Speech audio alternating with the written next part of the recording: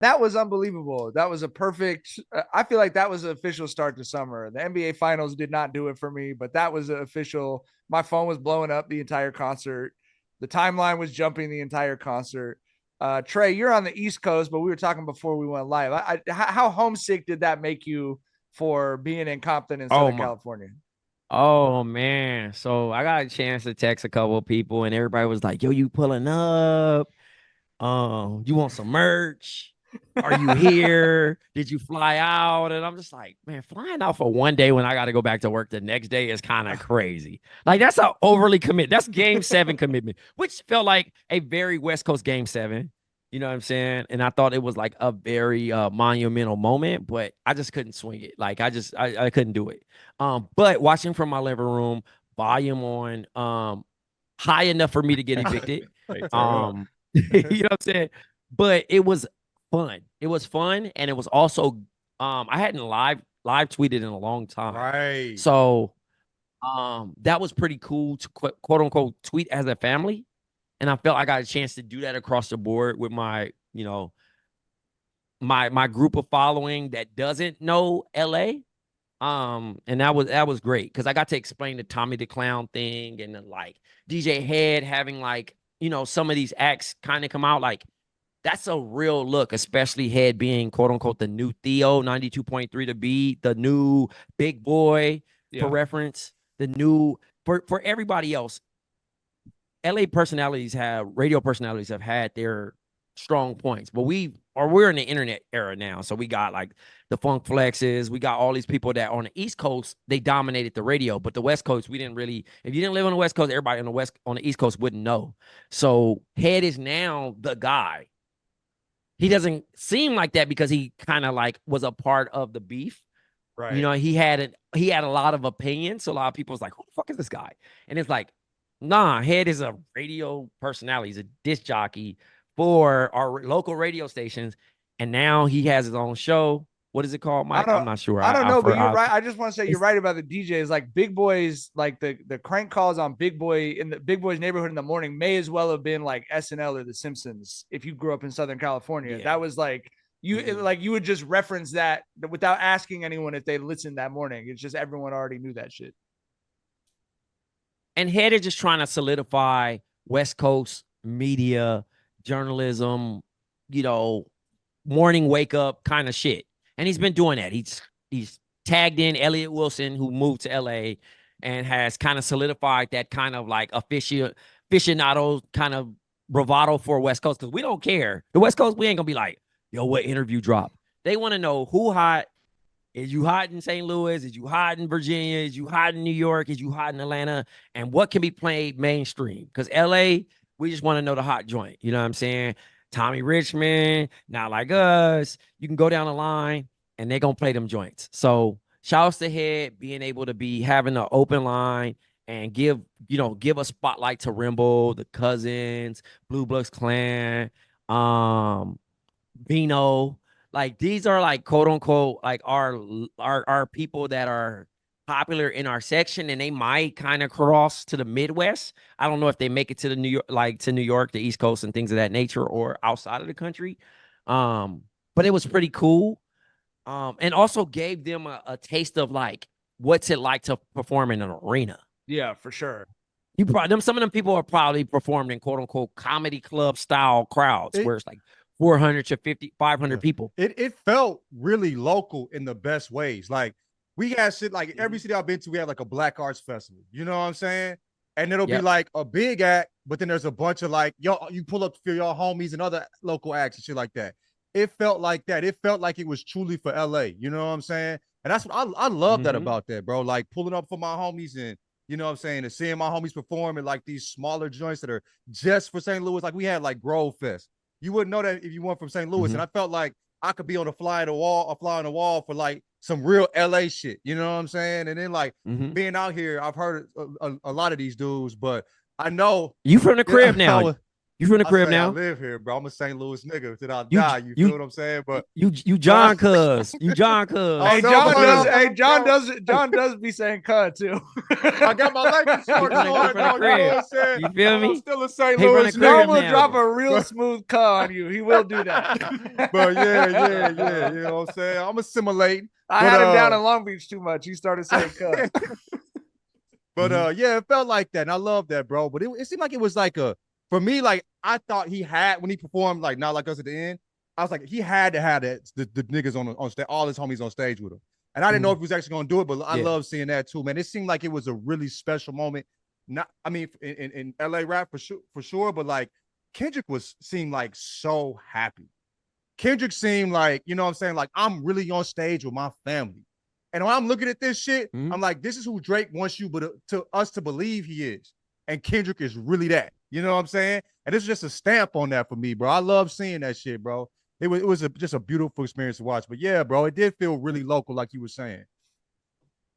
Well, just even in general, y'all been around for the blog era. Y'all watch Kenny grow from who he is. Now, I gave him a birthday shout out and I posted his very first mixtape. You know what I'm saying? His very first mixtape, right?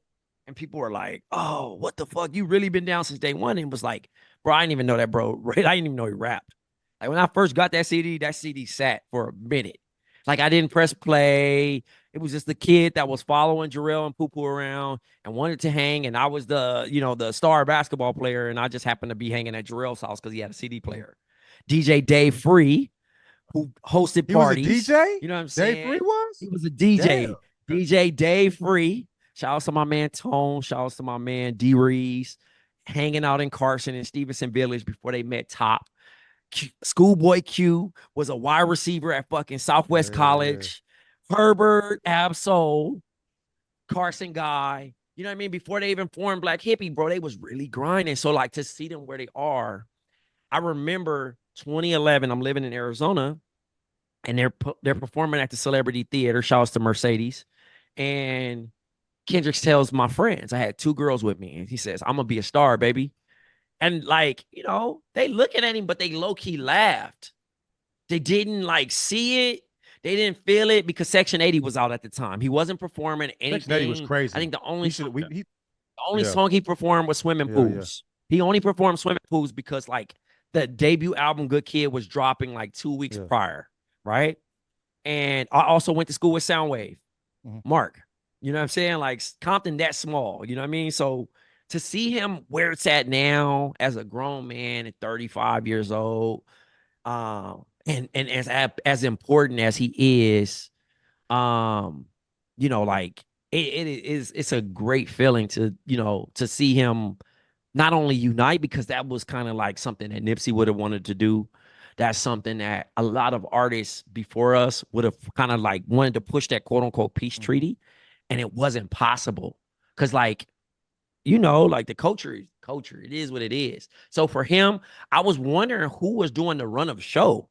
I'm like, you got a nigga from Crip, Blood, Crip, Crip, Blood. There was a lot of red flags. And that's kind of like, even during the stalling part of like Mustard getting ready to onboard his set, I'm like, they kind of taking long. Is this okay? And still, while I'm recording this podcast, I am my fingers crossed that everybody makes it home safely, because that shit can wear off, can leave the building and be on some bullshit. But to see them all on stage is such a beautiful moment. It's to Pimp a Butterfly in 4K.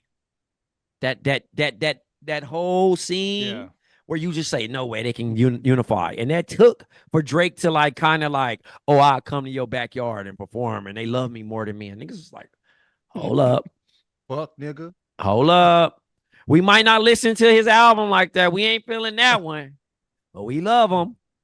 You know what I'm saying? You know, I'm interested in, you know, you being a Compton dude, having homies, you know, in LA, who I'm sure you were tapped in with during this beat. Like, what was the pulse of LA people once Drake, like, you know, took that angle that, you know, you're not loved in LA to Kendrick? I think everybody, I'm thinking it was 100%. You know what I mean? Because like that's the difference. It's like, yo, we like you. We like you. We like majority of the artists come out. Like, I love that DJ Head showed love to Nelly a couple weeks, like last week. He was like, yo, I haven't shouted out Nelly. Bro, I'm going down, baby. He's talking some real gangster shit. He hit it and he had the whole world singing it. And I was like, Head, I fuck with you for that, because Nelly had the whole world fucking with Country Grammar. Greed, Hate, Envy is still my favorite song to this day.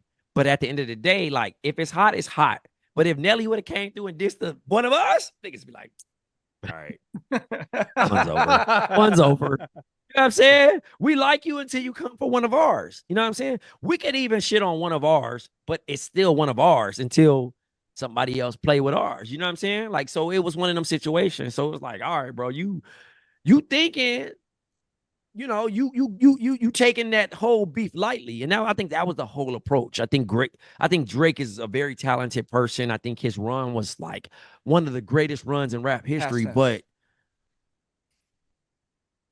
one of past tense. You know what I'm saying? But at the end of the day, you can't flip the West. You know what I'm saying? Because like we know who it was. Like, Game could have been way bigger than what he was if he didn't crash out.